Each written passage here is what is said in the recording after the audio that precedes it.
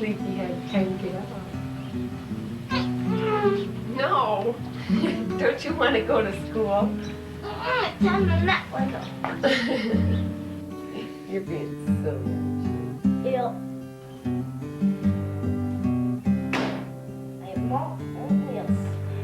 I always wanted to raise my family on a farm. From the time I was little, that's all I ever wanted. I wanted to grow up and marry a farmer. I told that to everybody, and I always thought it was a good family life.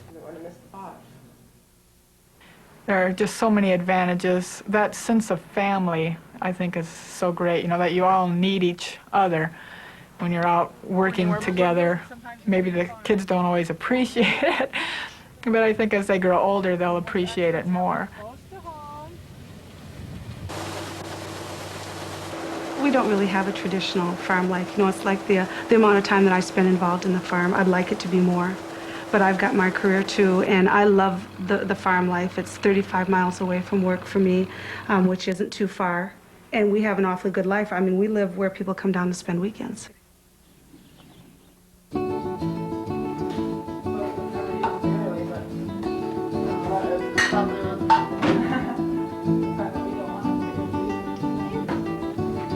Doing hair, that's the busiest part, it seems like. I'll be over. Jennifer is 11. She doesn't take a real active part in the farm as far as chores in the morning and that type of thing. It's all the girls can do sometimes, just to get up, get breakfast, and get ready for school on time. And all the forms that you fill out, they always have husband's occupation, and they have wife's occupation, and everybody always puts housewife. But I never put that anymore because I can't call myself a housewife because that's probably a job that I do least well.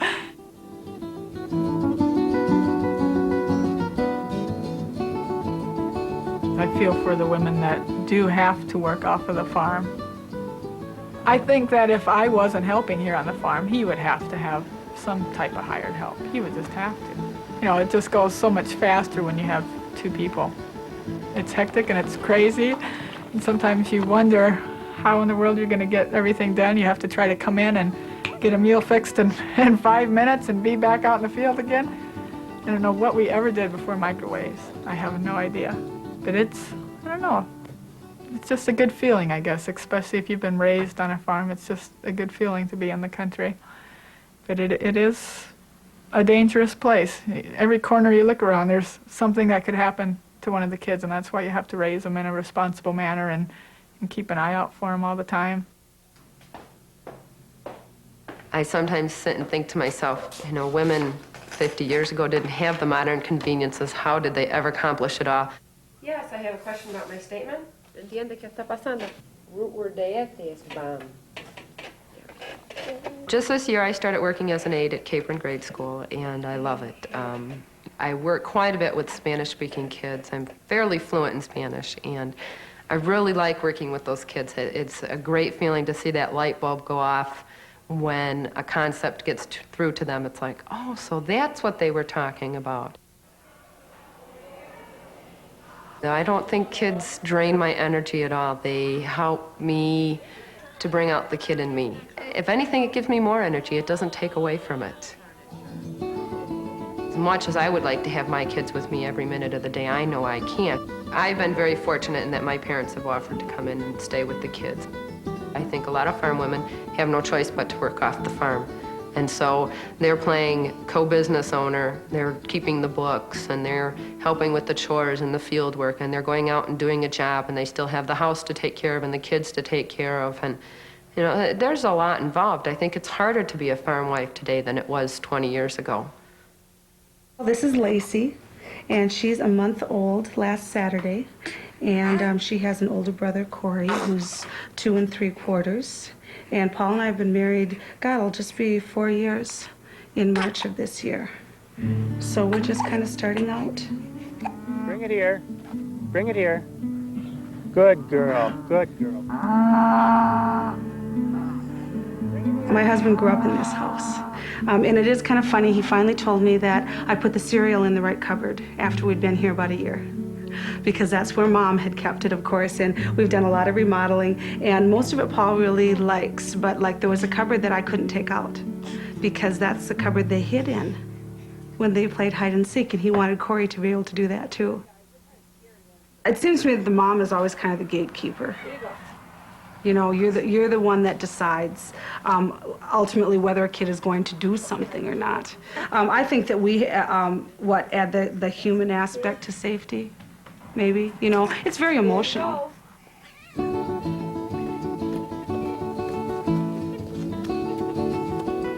I'm always totally impressed when the wife in the operation is a full partner and knows as much, and I'm also totally envious because I'm a long way away from that.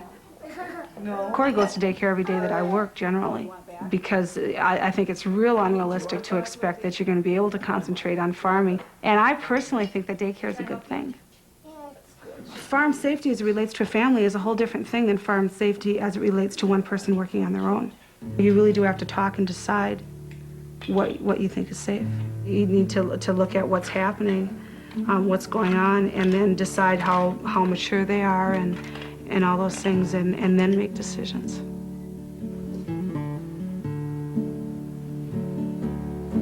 We have a calf we're bottle feeding, and that's really been good for the kids, where, you know, they know that they have to get up and feed that calf every day.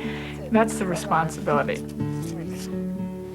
If you raise them up in a mature manner, they handle responsibility a lot better. From the time that they're little, you have to enforce in them what's allowed and what's not allowed. My husband and I have, you know, projected to ourselves about what age we think they should begin certain chores. And they're really good about following the rules. They know Daddy's outside, they don't go outside when he's grinding. There's always the potential for danger no matter where you're at. Yeah, he's going to work, and we're just gonna watch.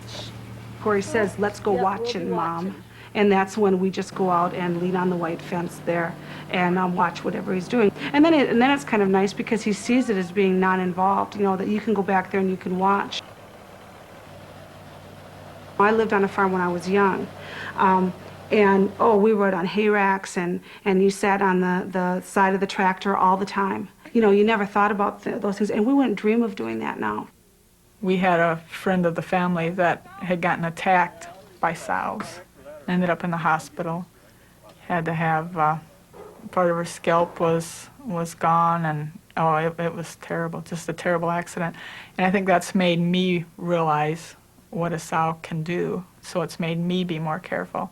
I think that's true with all farm accidents. The more that you hear about, the more it helps you realize what really can happen. I knew he was married and that he had about 5 kids, but I didn't know for sure. I've known of so many different people in my lifetime that you can think of all different kinds of accidents. You know, people that have gotten in augers, people that have been killed, you know, when the tractor rolled over, kids that have fallen off and gotten run over by a piece of equipment. And I think that you have to carry that with you all the time also, that you know that can really happen because you know somebody that it happened to. So you are so much more careful because of that. Like when I came home today and noticed that that everything was off, I kind of took a quick look around. You know, and if I'd come in and Paul hadn't been here, I would have bundled up Lacey and taken Corey, and we would have just gone out there and looked. Because it is really emotional. You know, this idea that, especially if you could be there and something was happening to somebody, you know, you hear those stories, you know, which ones wrench at you the most? The one where the guy laid there in his tipped-over tractor in the ditch for 5 hours. When they're out playing, they know when I'm grinding feed, you know, that they are not to go by the grinder, because I've warned them about the PTO. Do not go near the PTO. You know, you just can't enforce it in their mind enough. I think you almost have to picture in your mind what would happen if they ever got into the PTO. As gruesome as that may sound, I think you have to have that picture in your mind so that you're that much more careful and enforce it in their mind that much more. You know, now the clothing that he wears when he's doing the pesticides or the herbicides or whatever come off before you come in. And well, we all know more about disposal of the containers and all of that. Rich does all his own spraying, so he does all his own chemical application in the spring. And when he's out mixing chemicals, and that usually the kids aren't anywhere around. And that's one of the things my 7-year-old said when I asked her what she knew about farm safety. Stay away from chemicals. A big one for me is working out in the fields late. But I think that I could go out, you know, could tell my husband when he came in for a late supper that you look tired. Do you have to go out there again? It's a learning experience. You have to let them go, but yet you have to be sure they know all the rules and know everything before you let them go. Okay, let's go. Let's go first. Come on, Kitty. You know, it's enough to almost make you cry when you hear, you know, you were driving to work, you hear it on the radio. And I remember one was even a child that had fallen into a ditch and had drowned on a farm before someone found him. And his name was Corey. And, you know it could be you. I really was probably irrationally scared at first. And then you realize, you know, what you can do and how you can make it safe. That's the best safety factor that you can have. It's just thinking. Stop. Slow down. Hey, what am I doing here? You know, it'll save more lives and limbs than anything else. Everybody has to do what's right for them. Raising kids in the country, I wouldn't do it any other way. You know, it's just a wonderful life when you can look out the window and see the sun coming up over the field in the morning, or when you can look out to the west and see the sun go down, and the sky is just beautiful.